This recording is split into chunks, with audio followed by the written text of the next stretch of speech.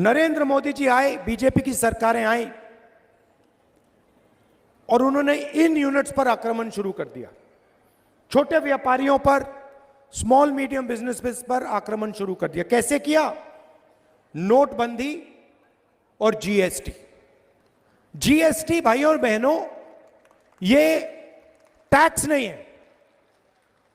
GST किसानों पर, छोटे व्यापारियों पर, स्मॉल और मीडियम बिजनेस वालों पर आक्रमण है। ये हथियार है जीएसटी। छोटे बिजनेसेस को मारने का, खत्म करने का हथियार है। पहली बार हिंदुस्तान में, पहली बार किसान टैक्स देता है। 12% ट्रैक्टर पे, 18% पेस्टिसाइड पे, 5% फर्टिलाइजर पर। हमारा किसान, जो इस देश की रीढ़ की हड्डी है, वो जीएसटी में टैक्स देता है। और पूरा देश जीएसटी में हर रोज पैसा भरता रहता है। गाड़ी में पेट्रोल डाला, स्कूटर में पेट्रोल डाला, जीएसटी। कपड़े खरीदे, जीएसटी। स्कूटर खरीदा, जीएसटी। किसान खेत में काम कर रहा है, ट्रैक्टर चला रहा है, जीएसटी। जीएसटी कौन देता है? जीएसटी देश की गरीब जनता देती है। और सुनिए, जीएसटी ओबीसी वर्ग देता है, दलित वर्ग देता है, पिछड़ा वर्ग, आदिवासी वर्ग देता है, और जनरल वर्ग के गरीब लोग जीएसटी देते हैं।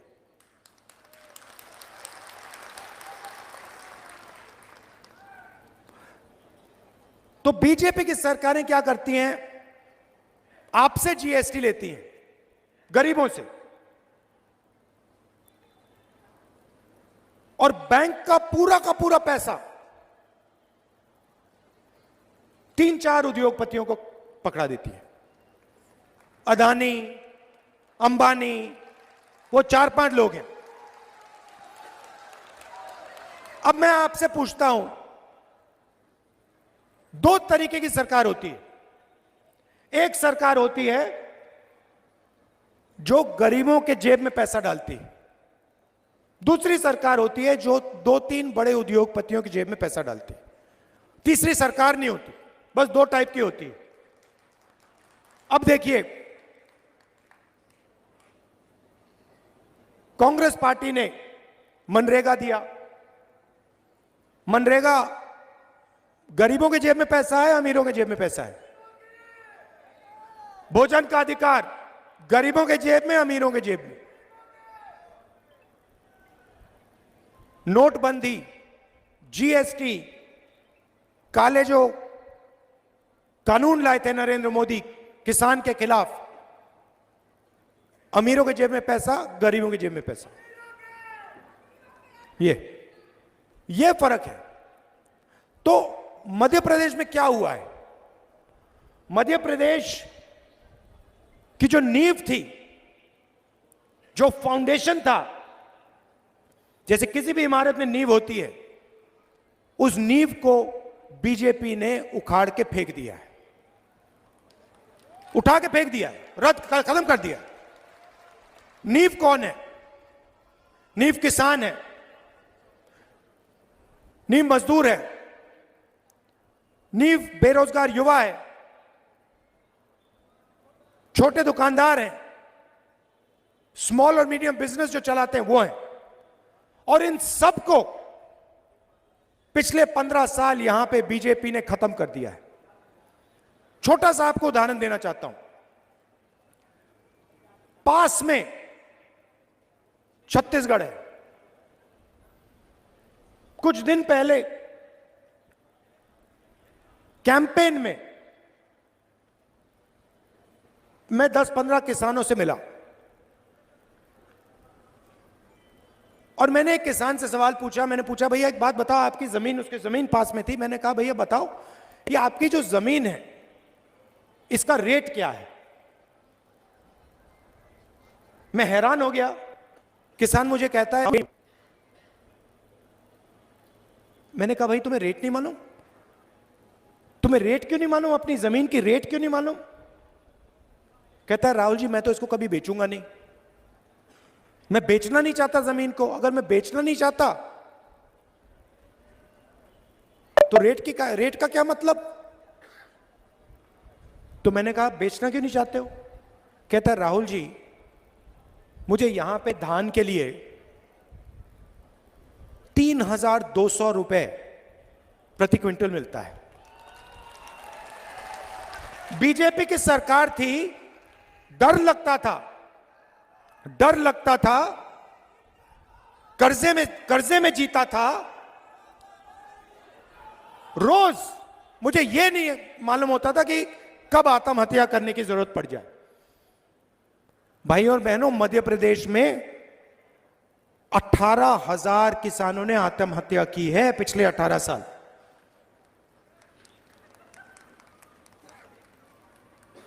कर्जे के कारण। क्यों? क्योंकि बीजेपी ने उनको सही दाम नहीं दिया। मध्य प्रदेश में किसान को सही रेट मिलता ही नहीं है। सही रेट मिलता नहीं है, कर्जा लेना पड़ता है, जमीन बेचनी पड़ती है।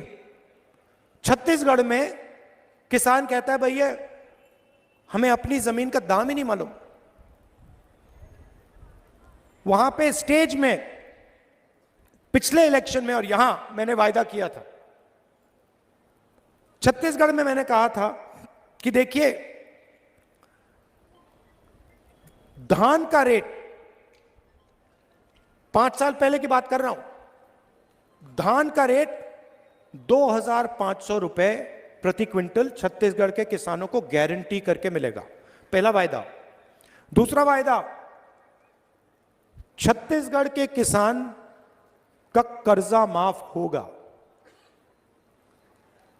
तीसरा वायदा, हर महीने मजदूरों के बैंक अकाउंट में छत्तीसगढ़ की सरकार सीधा पैसा डालेगी। ये 3 वायदे किसानों मजदूरों को किए मैंने, और ये हमने पूरे कर दिए। अब हुआ क्या? नहीं, अब हुआ क्या? बीजेपी पैसा देते हैं अदानी जी को, बड़े बड़े कॉन्ट्रैक्टर्स को, अरबपतियों को। जब बीजेपी की सरकार अदानी को पैसा देती है तो अदानी उस पैसे को कहां खर्च करता है? मध्य प्रदेश में खर्च करता है, आपके गांव में खर्च करता है, कस्बों में खर्च करता है, अमेरिका में जाके घर खरीदता है, जापान में जाके घर खरीदता है, दुबई में घर जाके खरीदता है, दिल्ली में जाके रेस्टोरेंट में खाना खाता है। तो आपका पैसा आपके जेब से निकलता है, जीएसटी से निकलता है, अदानी जी की जेब में जाता है और बाकी दुनिया में चला जाता है। और जब हम किसानों को पैसा देते हैं, मजदूरों को पैसा देते हैं, तो किसान क्या करता है?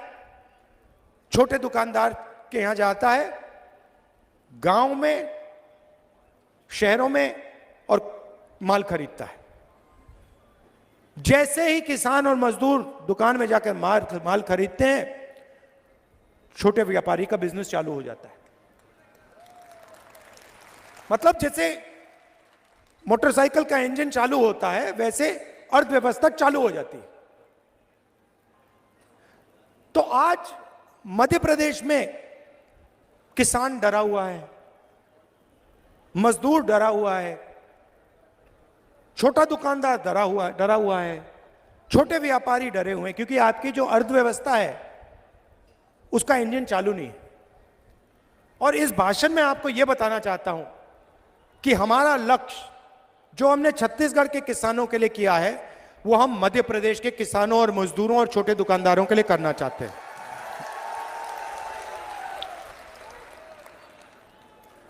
हमने पिछले चुनाव में कर्जा माफी की बात की थी और हमने वो करके दिखा दिया था।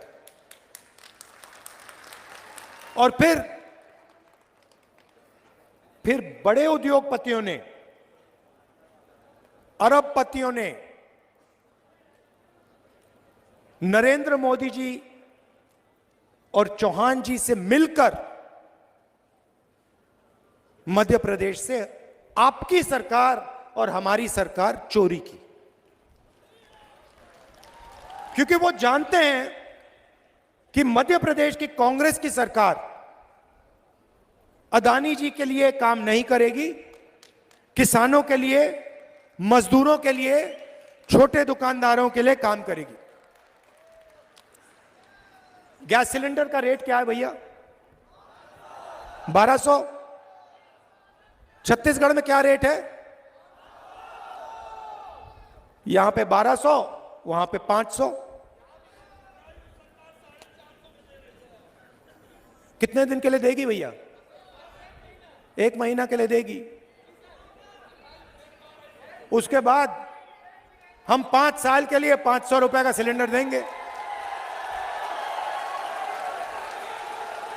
क्योंकि हम जानते हैं जब तक हमने जनता की जेब में पैसा नहीं डाला, जब तक हमने जनता की जेब में पैसा नहीं डाला, तब तक मध्य प्रदेश पैरों पर नहीं खड़ा हो सकता। मैंने छत्तीसगढ़, कर्नाटक के चीफ मिनिस्टर से साफ कह दिया, और मध्य प्रदेश में भी यही कहूंगा, जितना पैसा बीजेपी ने अदानी और बड़े अरबपतियों को दिया है, उतना पैसा कांग्रेस पार्टी की सरकार सबसे गरीब लोगों को देने जा रही है।